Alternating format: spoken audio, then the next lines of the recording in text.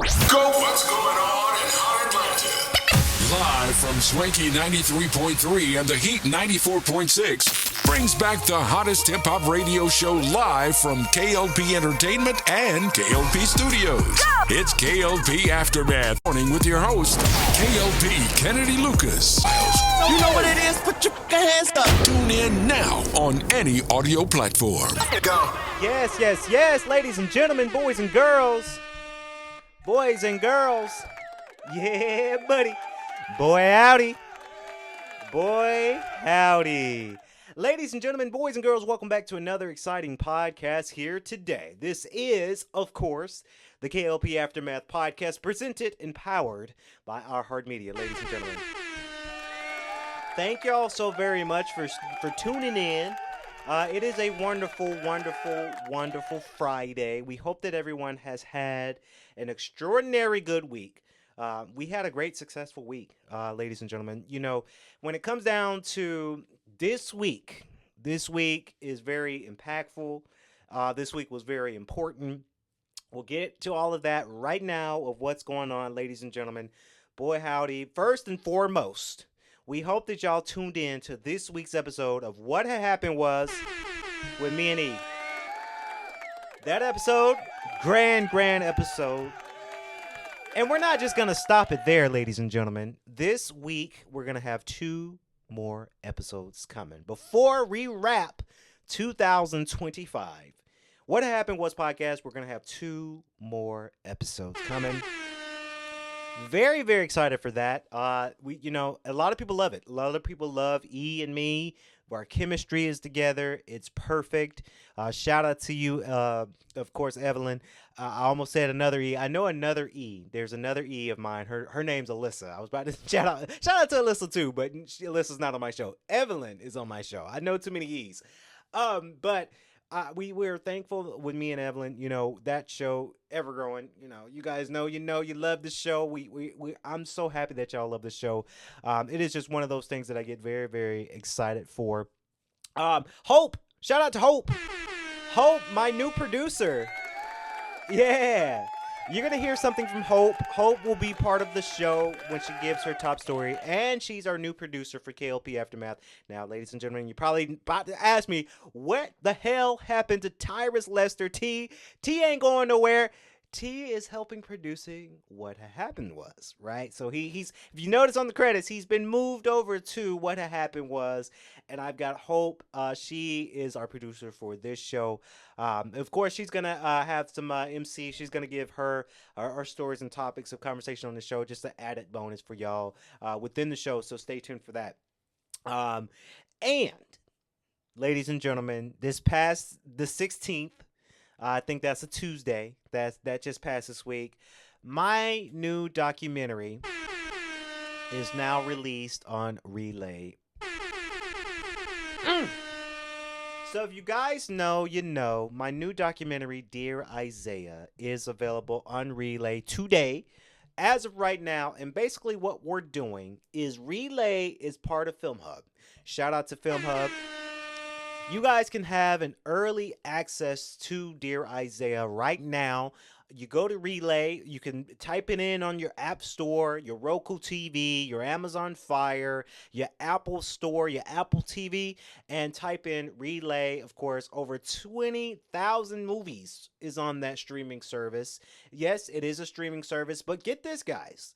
Once you download the app on your TV or your laptop or even your phone, Relay is giving you guys a 7-day free trial so you guys can poke around the movies before you subscribe to it. Of course, we say that. We hope that you guys get the free trial. We hope that you guys watch my new documentary, Dear Isaiah. That documentary, let me tell you, I worked real hard on that one. We worked real hard. I can't even say I. We worked really hard on it. Me and the Isaiah Stewart Foundation. My business partner, Tony Stewart, is in the movie as well. Brian Cooper, my narration, is in the movie as well. We worked real hard on that movie. So we hope that you guys watch it, enjoy it, to spread the awareness. If you guys know, it is an intimate storytelling about a young boy named Isaiah Stewart, who unfortunately passed away due to sickle cell illness. We can't even say disease, sickle cell illness. And I was tasked to tell that story. And Tony Stewart, that is the father of Isaiah Stewart, and I was able to tell that story in a great light in that documentary. You have to watch it. You have to enjoy it. We hope that you guys love it, and I'm praying to God. It's up to God's hands now, ladies and gentlemen. I am praying to God that we hit bigger networks like Prime Video, Netflix, HBO. But right now, my deal with Relay is early access to the movie. And if you guys saw it on social media, we cut a deal with Relay by Film Hub that I'm promising a 4-film movie deal with them.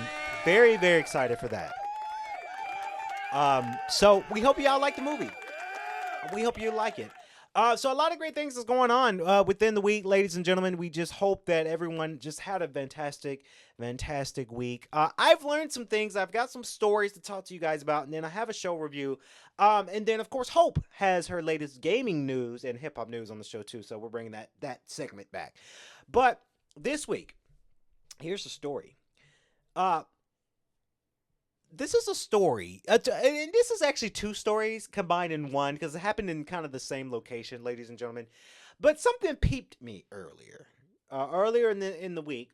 So if you guys know, besides me being CEO of K.L.P Entertainment, Filmworks, and my own businesses, right? Kennedy Lucas Films, Lucas Tech Group, Kennedy Lucas and Associates, the Lucas Tribune, K.L.P Photography. Y'all know we do a lot. I also work in IT, and I'm a technician. If you guys know, you know, I am a technician of a university.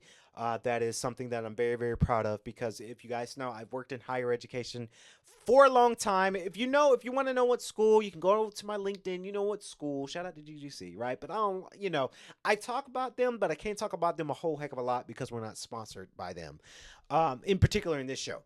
But I've noticed something. And I want to give everybody kind of a PSA to a lot of people out there who work in offices and big corporate offices in buildings. And this really got me going. And I wanted to talk about this because I think it's very, very important. I think it's important because it allowed me to be more humble. And it allowed me to understand different job roles, right? Within the institution, yes, there are different roles. There's directors, vice presidents, IT technicians. I fall on the technician side of things. Networking, down to professors, down to faculty staff, down to cleanup crew. And first and foremost, I do want to highlight cleanup crew being janitors, cleanup ladies and men, vacuumers, window cleaners. Who else can we do, Hope? Sweepers, landscaping. I feel like they don't get enough credit. Their horn is for y'all. Because I've worked in different job positions, whether it's higher education or corporate, because I work both jobs, where we don't give our janitors enough credit. Now, mind you guys, way back when, a very, very young Kennedy Lucas Patterson, where I didn't have the accolades, I didn't podcast, I didn't make movies, I didn't work in higher education. I was a young buck, fresh in college, trying to make something stick. And at that time, if you guys know, way, way, way back when, 20 years ago, I worked in hotels. That was the first time at Marriott. I worked at Marriott in my college days in senior year of high school, senior year in college. Not that type of hotel. Before that, I worked at a hotel. It was called Home 2 Suites by Hilton. If you guys know that hotel. That time, we were home from college. This was way before I became an RA and found myself. This was the moment where I had to go somewhere because I couldn't stay in college the summertime because I didn't have money for summer classes. So I ended up working at Home 2 Suites by Hilton. And my very first job there, it wasn't front desk, it wasn't supervisor, it was housekeeping. Yes, I was a housekeeper. I wipe down windows.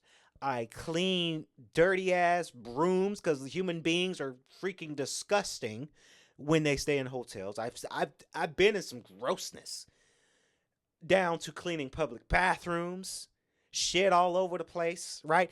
I had to do that type of job because I needed some money. Needed some money. Nasty job. Nasty, nasty, nasty job that housekeepers do is housekeeping, right? They do it because it's the job, they need some money. Now, I'm glad I was a housekeeper because obviously years later I worked for Marriott International. I became front desk, then I became a lead, and then I became a supervisor, right? I grew up because I've been in hospitality for a while. Now, would I go back to hospitality? Probably not, because now I'm a technician. I'm not going to go back to hospitality if I am now working in tech, right? I love working in tech now. But the reason why I gave y'all that story is because a group of us, I won't name our names in the in our team, right? And there's no shit talk on my team. They did this, and it gave me a good conversation to talk about. So we're in our office, we're having our team meeting, us and a couple of technicians, and the cleaning lady comes in, right? So there's a lady that comes into our office, and she takes the trashes out, right? Everybody has a trash can in their offices. I have one in my office. She comes around like 4 o'clock, about an hour before I leave, to take out my trash. And a group of us, we were powwowing about something, a project we have going. Again, guys, I can't tell you what it is because that's kind of proprietary for the university. I can't spill what we work on because I'll get fired if I do that. I won't do that. But we were powwowing about something, a project we're working on. And the cleaning lady comes in, Hope, in audience. And we're there, she's like, hey, you guys got trash? I think she's Creole, right? So she has a little bit of an accent. So yeah, everybody's like, yeah, we got trash. Yeah, I got trash. And then I was like, I looked over, I have trash. I put my garbage out of my bag, out of my can, tied it up for her. And I was walking up to her to hand her the trash to take it, right? And as I done that, my coworker was like, oh, you so sweet. Oh, you so humble. And I was like, guys, it took me no effort to do that. It's an act of kindness. Like, I get that she's here to take our trash and it's her job. I get it. But it costs me $0 and zero energy to meet her halfway with my trash. Because my trash had my lunch that I ate from that day, right? And it was very interesting. And one of my coworkers said, like, so, it was like, yeah, it's just, we just think you humble. And then I noted, not to make them feel pity for me, but I said to the team, I said, it doesn't matter what kind of position that we're all in, us being technicians.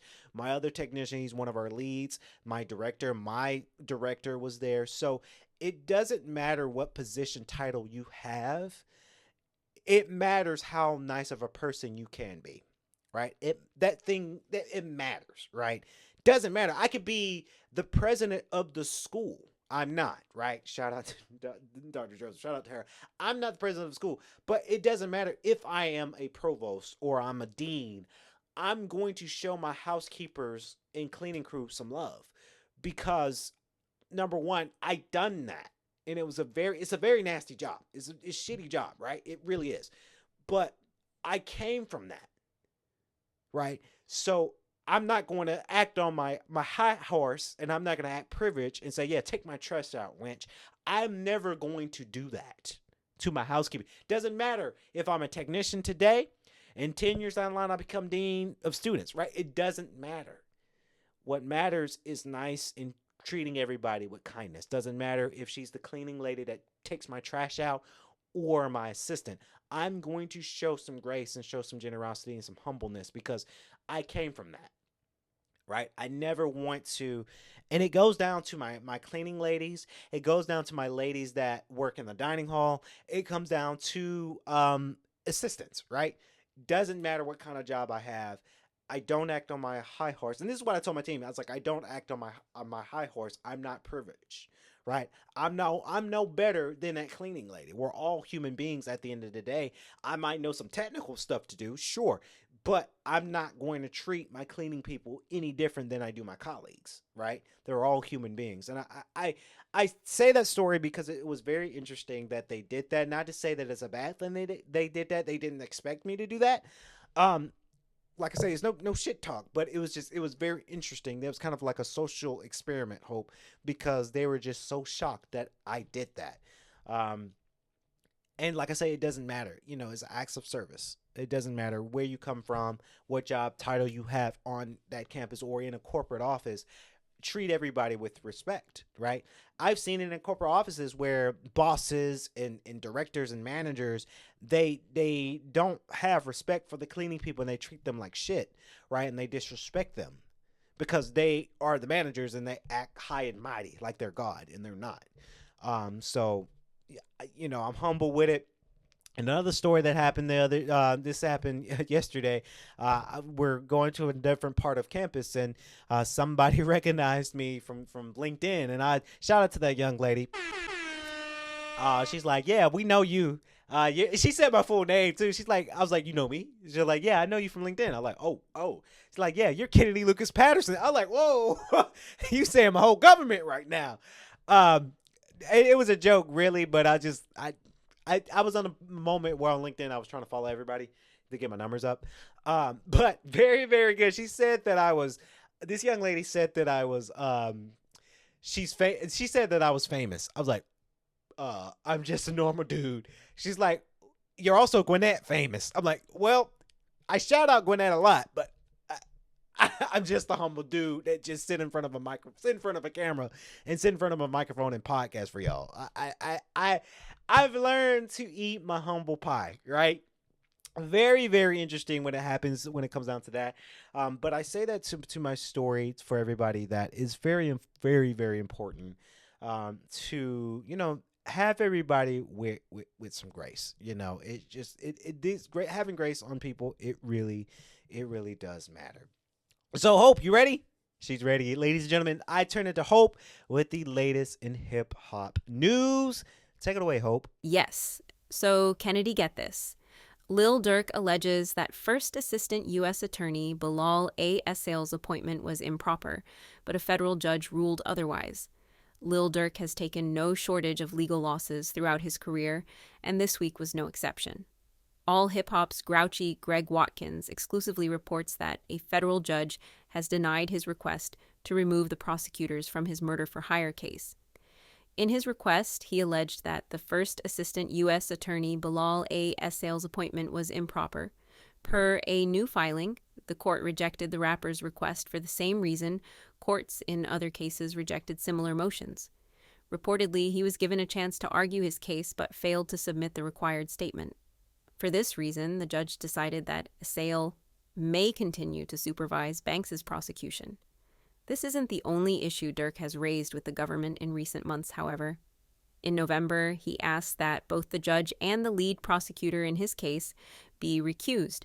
He alleges that they failed to disclose violent threats received by prosecutors. The integrity of criminal prosecutions depends on transparency and impartiality. Here, both were fatally compromised. Their motion alleges, because these violations strike at the core of due process and the constitutional guarantee of receiving fair hearings in front of an impartial decision-maker, dismissal is the only adequate remedy.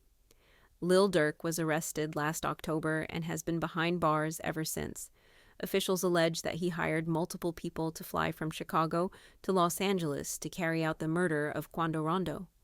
In 2022, Quando Rondo and his cousin Saviaya Lul Pab Robinson were targeted in a shooting at a Los Angeles gas station. Quando Rondo survived, while Lul Pab succumbed to his injuries at the age of 23. Authorities believe this was allegedly done in retaliation for King Von's 2020 murder. In other hip-hop news, folks, in just about a month, Rick Ross will be turning 50, a major life achievement. However, his daughter, Toi, has some harsh words for her pops. Rick Ross has a lot to be happy about. He's one of the more popular rappers this century thanks to big collabs, hit singles, and MMG label. On top of his musical career, he's also a very savvy businessman. From ownership in the fast food industry to creating his line of spirits, he's built quite a portfolio. Making this all the more impressive is that he's done all of this and more before turning 50. The Florida MC will be hitting this major milestone next year, January. 28. Not only has he set himself up nicely when he decides to slow things down, he's also got generational wealth for his 5 children. However, folks online and exes, especially K.L.P, have questioned his behavior given his age. That's not all too surprising. People who hold you in a negative light will always have something to say. But what is a bit shocking is that one of Rick Ross's kids are calling him out. In this case, it's his oldest 23-year-old daughter, Toy Roberts. Liv Bitaze caught a couple of clips from a recent live streaming session, Instagram, wherein she calls him out for still acting like he's her age. Toei says, "My daddy is old as a fuck, and he acts like he's motherfucking 20. I love this life, but I be telling that no. Slow down. When is you gonna stop?" she says. Throughout the clip, she has a hard time wrapping her head around the fact that out of all of her siblings, 2 of them are adults. Toye's oldest is William Roberts III, who's 19. She goes on to claim that Ross has 8 children in total. However, that's merely an allegation right now. As we alluded to earlier, he's got 5 in total per people. The rest of the clan includes Berkeley Hermas Roberts, 8, Billion Leonard Roberts, 7, and Bliss Roberts, 5. Toye ends the video by suggesting that Ross doesn't want the world to know about his personal life. Of course y'all want to know he had that many. He's a very private person. Length isn't everything in a game, but for some players, it can mean the difference between buying and trying, or playing on launch day and waiting for a sale. There's no single hard rule for how long a game needs to be in order to justify a full-price purchase, as it ultimately depends on the genre and quality of the game, as well as the player's personal taste. Even so, historically, story-driven single-player games generally sit closer to the 20 to 30-hour range, with things like open-world RPGs pushing well beyond that. For Phantom Blade Zero, though, it looks like it may be leaning more toward the length of many story-driven single-player games, as Soulframe stated during the interview. As far as Phantom Blade Zero goes, the main story alone should take players roughly 20 to 30 hours to complete. This puts that portion of the action RPG alongside other games like God of War, 2018, Star Wars Jedi, Fallen Order, and Control. However, Soulframe indicated that players might not want to pursue Phantom Blade Zero's story exclusively, as it would likely give them a bad ending. Not only does that confirm that the game has multiple endings, but also that its narrative will reward players who are more thorough by granting them more possible outcomes and extending the game's length. Soulframe continued.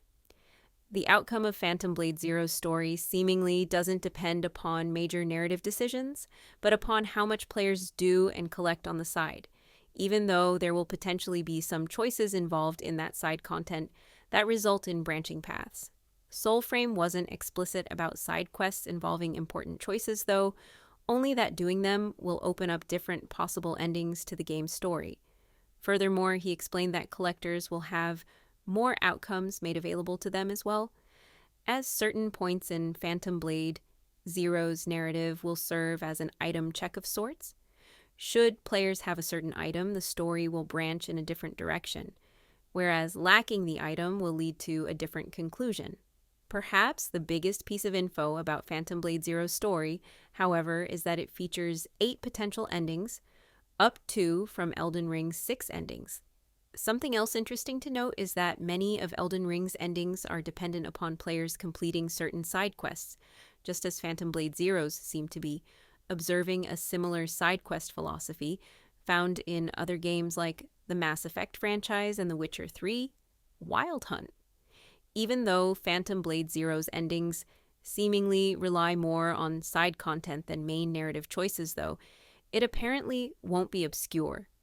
According to Soulframe, players will be given clues that suggest whether they're faced with something that will impact the outcome of the story, encouraging them to either pursue it or avoid it entirely. Soulframe explained. What Soulframe is really getting at is that Phantom Blade Zero isn't going to leave players guessing about whether something they're doing matters. If a choice, side quest, or item is going to affect the ending, it seems like the game will give players enough context to recognize it through NPCs, notes, or story clues. It's less about stumbling into different outcomes by accident then, and more about paying attention to what the game is clearly pointing toward.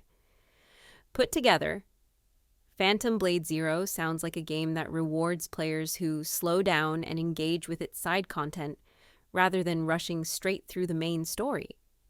A 20 to 30 hour main story keeps it in line with plenty of other full-price, story-driven games, while its 8 endings give players a reason to see more than just one outcome. If players want the best possible ending, however, it seems like they will need to be as thorough as they possibly can. Back to you, Kennedy? Thank you so very much. Hope, new producer for the show. She's dope. She's dope at what she do. All right, so let me talk about this real quick. A review for y'all today. And this show right here from Netflix is very, very interesting. If you like it, okay, so Rotten Tomatoes give it a 32%. IMDb gives it a 6.3 out of 10. This show is not bad. Could it be better? Sure. Am I going to review on it? Yes. This show is called The Abandons. Yes. The Abandons, ladies and gentlemen. So it's set in the 1850s, Washington. 2 families led by powerful matriarchs, one wealthy, one poor, but deeply loyal, battle of the supremacy and the lawless frontier. Of course, this show came out a few days ago, December 4th, 2015. 2025, my bad, y'all. I'm thinking it's 10 years ago. Program creator Kurt Sutter has made this. A number of it is episodes of 7. It's available right now on Netflix. Let me tell you, this show is not bad. Let me tell you why it's not bad. Because it's kind of a Western feel. It's kind of, I'm glad that they didn't drag this show on. Right? This show is not dragged on at all. This show really gets you going in a lot of ways. It's just the 1850s, right? So you have a kind of a Western feel. Every time I watch a Western, I don't know what it is, but I think about my 2 grandmas. May they rest in peace, God rest their soul. Particularly my grandma on my mom's side. My grandma on my dad's side, she watches Westerns, but I think my grandma on my mom's side enjoys Westerns a little bit more because every time Mom shot, God rest her soul, she brings out the Bonanza Brothers, right? And both grandmas will say, all right, baby, don't disturb me. I'm watching my picture, right? Grandma's got something. Shout out to grandmas out there. So every time I watch a Western, I think about my grandmas when it comes down to this. I honestly think if both my grandmas were still alive today, they might have watched this show. They might have enjoyed it because it's kind of a Western feel, and they really love their Westerns. And maybe it just got me loving Westerns because I really do love the spaghetti Westerns that are out. I do like the old style because, when I was in film school, not film school, but taking a film class in college, we watched a lot of Westerns and you learn a lot. But then a lot of the newer Western shows and movies, they kind of tell their own story with a twist. And that's what I think this show does. This show embodies each character. I think each actor and actresses played their characters really, really well to be in the 1850s when it comes down to it. There's this one scene I think is very powerful. There's a black character that's in there. He's a teacher. And he gets pulled in to teach a class, a young, 5-year-olds. And they were scared because obviously it's the 1850s. And the little boy's like, the lady's going to be like, yeah, he's going to teach y'all. And then the young boy's like, but he's colored. It's interesting. I know that's a racist term. You can't say that today. But, it really embodies the 1850s. I think this works for what it is. Do I think the show would get more seasons? Probably not because the scores are so low. But Netflix is trying. Right? They're trying new ways to get the content out there. I got to say shout out to Netflix because I hope my podcast gets on their network one day. Because iHeart signed a deal with them for some exclusive podcasts to be on Netflix. I don't think I'm big enough, not yet anyway, to be on Netflix. But if iHeart say, okay, Swanky 93 and the Heat, Kennedy, let's put him on Netflix. Let's try him out. That would be dope. But Netflix is trying a lot of things. And I just think this works. Now, the one thing, the show does pick up, but the show does have its slow moments, right? I do, unfortunately, find myself watching it and then flipping my phone on, right? You know, you don't have that baller of a show. If I'm watching you and then I kind of tune down, I flip on my phone for a second. Now I'm watching TikTok and then the show's playing. The show's watching me flip on TikTok or Instagram. So I say that to say it's very, very important to have an open eye with this show. I think they're going to call it quits after that because I think they will fall into the curse of them not getting renewed when it comes down to it. But speaking of Netflix, or what they're trying, this movie, and then we're going to turn to Hope and wrap up for today. But this next thing I'm about to review, a short, and I know that was a short review, but this one I can fully review from Netflix as well. Wake Up Dead Man, a Knives Out mystery. IMDb gives this movie a 7.5 out of 10. Rotten Tomatoes gives it a 92%. Let me just say, this movie is actually pretty good. Let me tell y'all something. I love Knives Out #1. I love Glass Onion. I think Glass Onion is my favorite out of the trilogy. But Daniel Craig, Benoit Blanc, is back for the third installment of the Knives Out mystery. Let me tell you, this shit works. It just works. These mystery movies, they just work like the whodunits. Now, if you guys know, A Knives Out tale, again, this is the third movie, and then it's kind of like Clue, right? The mystery game, the mystery board game Clue, Whodunit. It's a whodunit movie. So this third one, is of course 2025 from Ryan Johnson. Ryan Johnson, dope director. I wish I worked for him. Featuring Detective Benoit Blanc on a challenging case this time around. Blanc teams up with a young priest to solve a complex crime at church with a shadowy past. Let me tell you something. This works. Now, a baffling death inside a quiet church dawned Benoit Blanc into a tense investigation where faith, secrets, and suspension blur as close communities turn against itself. Of course, so essentially, Benoit Blanc is getting called in as the detective for a church. Now, this young gentleman who's playing the priest. Let me see if I can get his name out real quick. I'm missing out on his name, trying to get the cast list here. But the young priest, Andrew, nope, I'm wrong.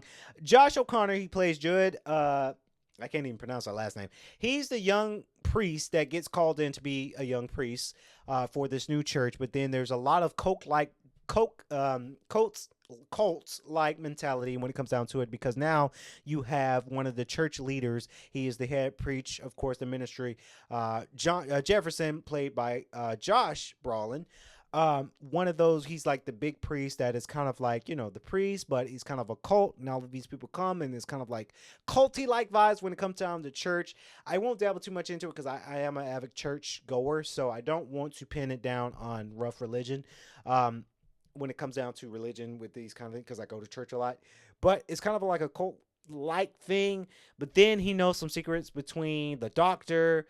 There's this one character. She is like hurt. It hurts for her to walk, and she knows she's believing in her miracle that she'll get healed from this priest from church.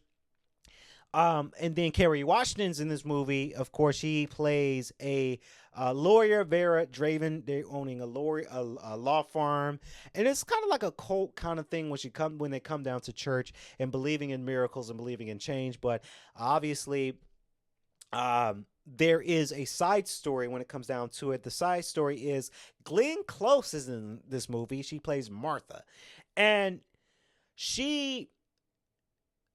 with the backstory, she, as a young girl, the priest's dad liked another girl, and they invest into and found a stone. And the not Glenn Close's character, but the young lady goes up and tries to, of course, they were dating, but then, she's a hot young thing. The stone was hidden, right? The stone was hidden was inside Jefferson's, I think, granddad or dad. And the young lady, the hot young thing, she tries to go back and find the stone, right? But she couldn't find the stone. And at the beginning of the movie, people think that she became kind of like a demon-like because she's so obsessed with materialistic thing being the stone, right? Glenn Close is the only person that know of where that stone was hidden. The priest's father, granddad, he swallows the stone, right? And as he died, they have the above burial. He disintegrated into bones and skeleton. That stone is right there. Stone is worth a lot of money, right? So a lot of people are wanting to go in and find this stone because they want, the stone is worth a lot. You've got Kerry Washington's character. If she found the stone, she might make a lot of money. Jeremy Renner's in it. He plays Dr. Nat Sharp, who is a crooked doctor that's not really good at what he does. But, he could really change his life. A lot of people coming in believing in the miracle, and they find out that the stone can really change lives. But while this cult-like mentality with this church is going on, Josh O'Connor's character, the priest, the young priest, comes in and say, hey, I don't really like how the way this church is operating, right? The older priest, when they have people come to the church, he would, of course, within that religion, they would tackle on social problems that a lot of people have problems with. Unfortunately, LGBT, there's a LGBT thing where two couples come in to get the word of Christ, but then he backtalked on the LGBT. He backtalked on people of color in this movie. So it's just, the young priest didn't really like how this thing happened. So the priest dies, right? So now that's where Bonnet Blanc comes in, because now he has to investigate who killed the priest. I don't want to spoil this too much for you guys because this movie is available right now on Netflix. That's kind of like the premise of the movie. And then what was funny about it too, a lot of people, and here's the thing. Okay, I'll tell y'all this.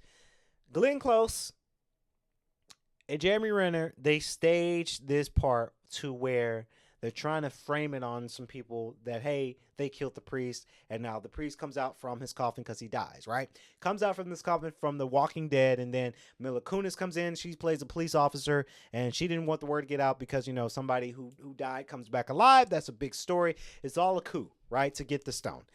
And then, of course, everybody pretty much, well, not everybody dies, but like Jeremy Renner dies. Thomas Hayden Church is in this movie. He plays Samson Holt. He's like the groundskeeper. He dies because he helps Glenn Close to stage the coup because they're lovers. Josh Brolin's character dies. Glenn Close's character dies. It is very, very, very good. Hopefully I explained it well for a lot of people without spoiling some stuff. But it is one of those, it's a good movie. I recommend people going out to watch it if it's your thing. Honestly, I do like Glass Onion better. Of course, there's Knives Out that came out in 2019, Glass Onion that came out in 2022, and now Wake Up Dead Man comes out in 2025. I think they might make a fourth one. Wake Up Dead Man's good, right? I just think I like Glass Onion better because it just, like, the premise just works better. But it's good to see Daniel Craig back, no longer James Bond. He said, I'm done with that shit. I'm doing something else. Very, very dope. It's available on Netflix. Watch it today, ladies and gentlemen. So Hope is coming back on the mic with the latest in gaming news. Take it away, Hope. So here, a new story in the gaming community. So Nintendo has come out on top, winning a 15-year-old lawsuit against Big Ben Interactive over a Wii controller patent. Back in June 2010, Nintendo filed a lawsuit in Germany against third-party accessory maker Big Ben Interactive, now known as Nacon, alleging that certain Wii controllers sold by the company violated a European patent that covered key aspects of Nintendo's Wii remote tech. The patent included ergonomic design elements and sensor technologies that were inherent to the Wii controller ecosystem. In its complaint, Nintendo argued that Big Ben's third-party Wiimotes used patented technology without permission, effectively siphoning profits from official Nintendo hardware. The defendant, Big Ben, countered that if consumers hadn't purchased its controllers, they would have just bought them from some other third-party company. This argument aimed to reduce Nintendo's claimed damages by asserting that, even without Big Ben, purchases wouldn't have necessarily flowed back to Nintendo. Before the recent judgment, the case had already seen a few rulings. In July 2011, a decision found that Big Ben was indeed guilty of infringement, and subsequent appeals over the years upheld these findings. On October 30th, 2025, after 15 years of legal proceedings, Mannheim Regional Court awarded Nintendo just under 7 million euros, or 8.2 million US dollars, in total damages. This number includes nearly 3 million euros of interest that had accrued since 2018 and legal costs. The ruling calculated damages under a lost profits theory, which presumed that Nintendo would have captured all of Big Ben's controller sales if it weren't for the infringement. The court favored this position after dismissing the defendant's argument that consumers would have simply purchased other third-party products instead. This decision marks a significant legal win for Nintendo, but it isn't necessarily the final chapter. Big Ben retains the right to appeal, and according to Nintendo's German legal team, the defendant has already begun pursuing such a move. That means the ultimate financial and legal closure of this particular dispute still remains in flux. Nintendo has long held the reputation of being a rather litigious company, firmly defending its patents and intellectual properties. This 15-year-long battle is just one example of that. One of the most recently known instances of this is the patent infringement lawsuit that Nintendo filed against developer Pocket Pair in September 2024. Joined by the Pokemon Company, Nintendo alleges that many of the game mechanics in Palworld, from summing creatures to throwable Pal spheres to creature riding and traversal systems, closely mimic Pokemon-style interactions. Nintendo is seeking an injunction to force changes to Palworld's mechanics and roughly $65,000 US in damages. Pocket Pair has rebutted the claim on multiple fronts, insisting that the disputed systems are original or existed in other games pre-Nintendo. Nevertheless, the developer has made iterative changes to Palworld, such as adjusting the gliding mechanic and removing the ability to summon Pals by throwing Pal spheres, at least temporarily. The lawsuit has experienced a couple of hiccups, including a rejection of a Nintendo patent by the Japan Patent Office in October 2025, with the examiner listing several other games that used similar systems, and stating that the company's supposed inventions were not sufficiently novel. The Japanese video game giant also won another patent infringement lawsuit in Washington state in September 2025, this time against Ryan Daly, the operator of the website moddedhardware.com, which no longer exists. The lawsuit claimed that Daly knowingly sold devices that were intended to circumvent Switch DRM, while also copying and selling pirated Nintendo games. After the modder represented himself in court, the two parties came to a settlement that Daly would pay Nintendo $2 million US. Up next. Everything revealed about Phantom Blade Zero so far hasn't really made it out to be a game about making choices. Most of what's been shown has focused on the action RPG's combat, which is flashy and diverse enough to justify putting it front and center. However, while its combat might be the star of the show, Phantom Blade Zero is still apparently packed with branching paths for players to take in its narrative, to the point that it has more possible endings than From Software's Elden Ring. In a recent interview with Game Rant, Phantom Blade Zero creator Soulframe disclosed details about the game's length, the branching choices of its narrative, and how many potential outcomes players can reach that are based on the actions they take throughout the story. As it turns out, despite having more endings than Elden Ring, it's only around half the length of the Souls-like icon, and it seems each conclusion doesn't necessarily come down to major story decisions, but more subtle. And thank you, Hope. We love you. I really, really do. In a professional way. by the way. So that's going to wrap it up here on our podcast, Friday, December 19th, ladies and gentlemen. We hope that you guys enjoyed this podcast as well as I did. We'll be back tomorrow. Actually, tomorrow we got a special podcast. It's a special because we're going to be talking about Christmas time, and within the podcast, somewhere within the time frame, I will be unboxing something very, very, very cool and giving you guys some Christmas tips if you are shopping for loved ones. You got to stay tuned for tomorrow's Saturday's special podcast for that special episode, because I will give my thoughts and my opinions and my Christmas ideas that you want to give to loved ones. Until then, that'll wrap it up here in our podcast. As always, I'd like to say so long, stay safe, stay swanky. Hey.